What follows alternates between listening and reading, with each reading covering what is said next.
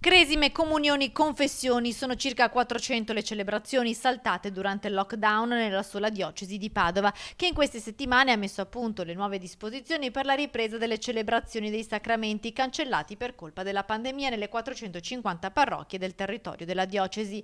Le linee guida riguardano anche le modalità di conclusione del percorso di catechesi per ragazzi e genitori. Su richiesta di tantissime parrocchie, noi abbiamo indicato che le celebrazioni, prima di tutto, prima di arrivare alla celebrazione, ci sia un tempo di accompagnamento sia dei genitori che dei ragazzi, perché se ci pensiamo, i ragazzi sono da febbraio che non si incontrano più. Anche le celebrazioni dovranno attenersi alle nuove regole, il distanziamento nel caso della celebrazione della penitenza, oppure per la cresima sarà obbligatorio cambiare ogni volta il batuffolo di cotone con il quale il cresimando viene unto con l'olio santo, e poi l'igienizzazione delle mani, la misurazione della temperatura. Proprio per garantire il distanziamento ed evitare gli assembramenti, i gruppi verranno divisi. Gruppi contenuti, cioè gruppi non numerosi, quindi dove c'erano gruppi in cui